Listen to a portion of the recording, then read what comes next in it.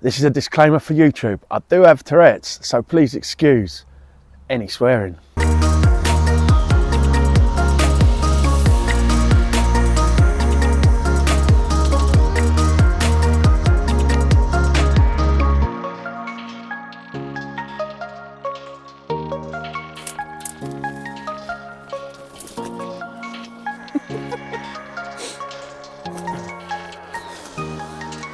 Versus the chickens and the bark.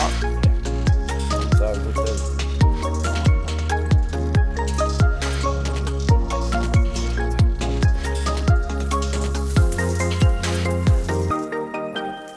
my name's Jim. My name's Lou. And we are Fields and Flocks. Yes.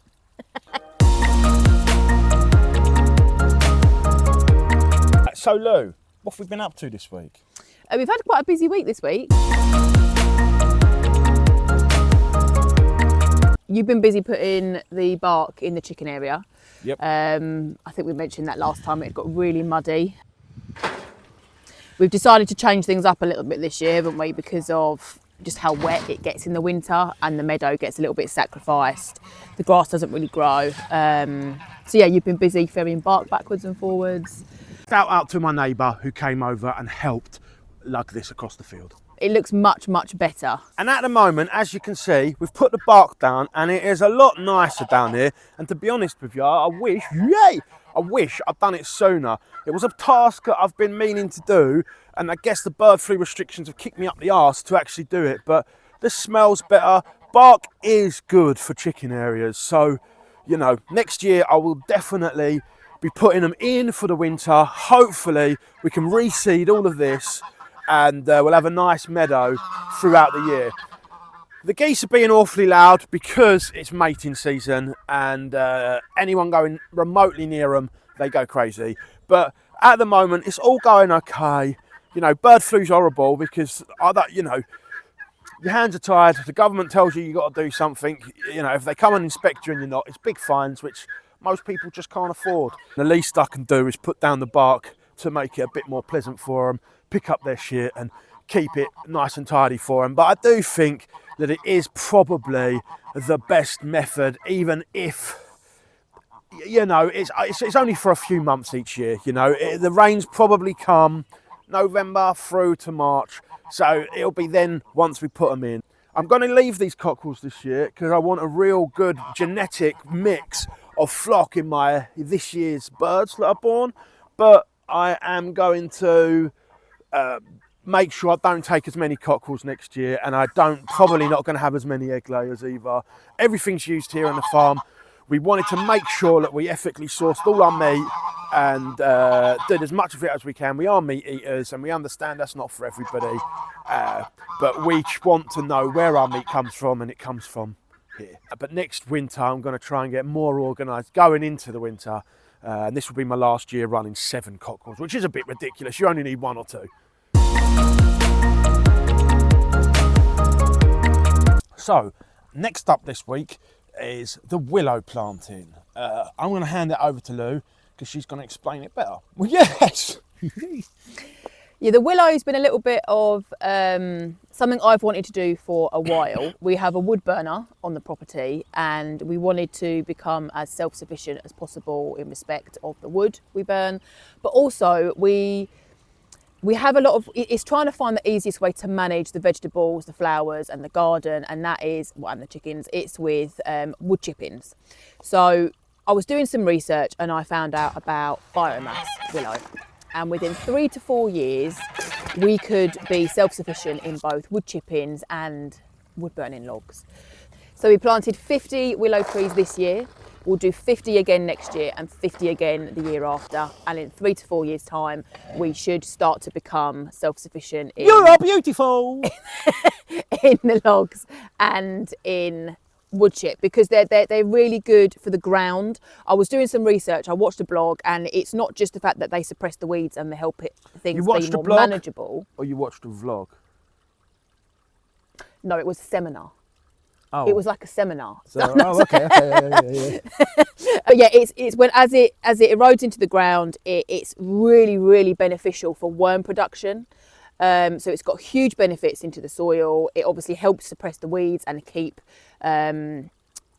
things more manageable for us from a maintenance point of view, but it also helps keep the heat in the cold. It also helps keep the moisture in the summer, in periods of drought and really dry weather. So it's a bit of an all-round winner. And if we can become self-sufficient in that, I mean, if we haven't got to pay for the bark. I mean, just to put it in perspective, the bark you saw me do earlier in the chicken, that cost us £180, which for smallholders is a lot of money.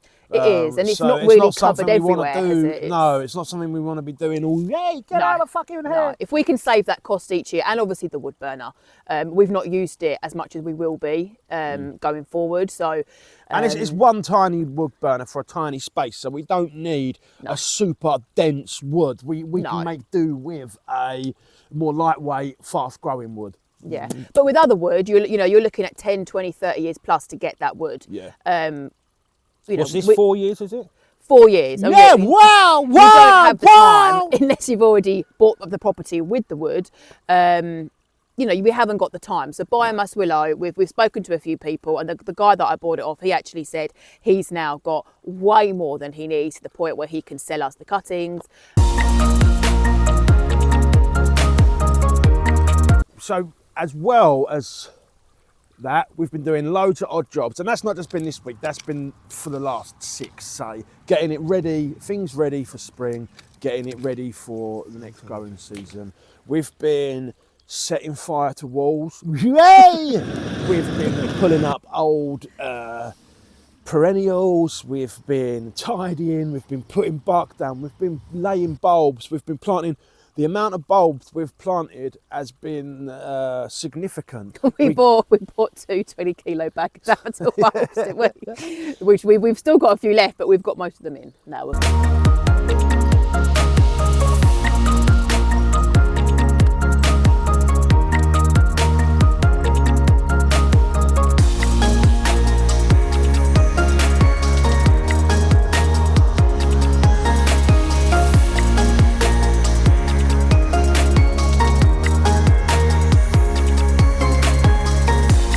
And then, after that, it is planting trees. What trees have we been planting, Lee? Yeah, so we found here, as beautiful as the garden is, it's very open, it's very exposed, and on a hot summer's day, there's no shade, there's nowhere to escape. So it's quite an exposed area, and there's no escape in any shaded areas really. So we wanted to plant a few more trees. We put the play area up for the kids, so we've planted 3 West Himalayan birch trees in a nice little group there.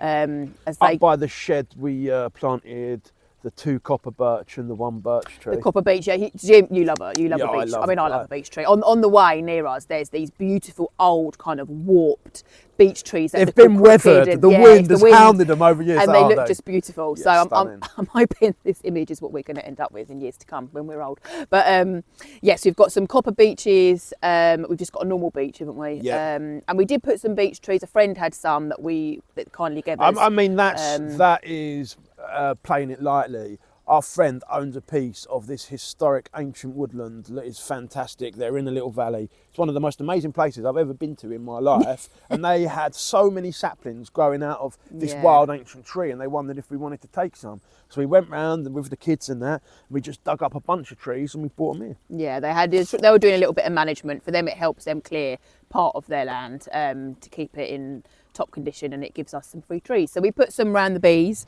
to help in time create a little bit of hedge, some more wind protection. And then we did a Juneberry tree. Juneberry. I'm interested to try them because they are edible, which I didn't know. Yep, and then I think it's a tamarisk, which is this lovely kind of feathery, smaller tree. But that I think will look really beautiful next to the Juneberry when it's flowering. We had the lilac tree. Yep, got you a lilac tree got me for your one for my birthday because I love a lilac. Yeah. And so we planted that. I think that's about it, isn't it? Yeah. But I mean, there's been various stuff going on. Yeah, I mean, we've bought lots of shrubs, haven't we? I love a good rose, so I've bought some lovely roses. You've got me some for Mother's Day, haven't you? That we hope, in years to come will stand the test of time and look really beautiful. So we've been trying to put in a little bit of infrastructure plant-wise for the years to come that hopefully will really look lovely as time goes on, won't it? So we're nearing the end of the episode, guys, but we can't be mentioning the trees here without talking about our acer tree. Yeah. It's about 70 years old. It's absolutely stunning in all seasons. I'll prepare a little montage for you now. Enjoy. Don't forget, we always do outtakes at the end, so check them out. Hit the like, subscribe, and give us a comment. It really does help the algorithm. It does help push the channel out, and we're trying to grow the channel, so we would really appreciate it.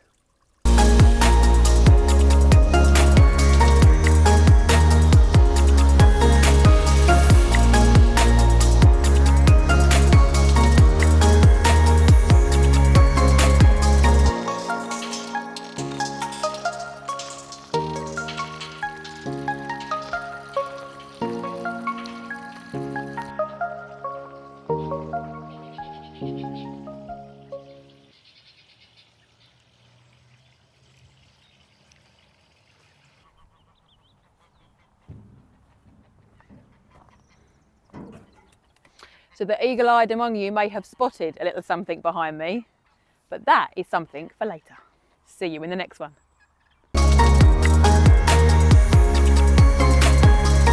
This is a pretty precarious position. Yay!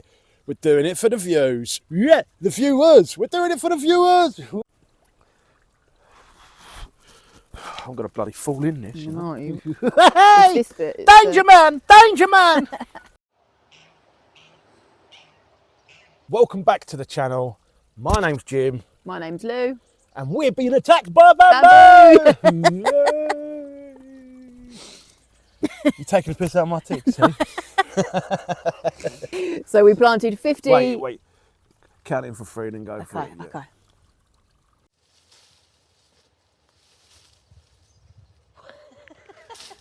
We're going to do 50 this year, 50 next year, and 50 the year after. And then within 3 or 4 years, we should be... Pause. Excuse me. That'll probably be the outtakes.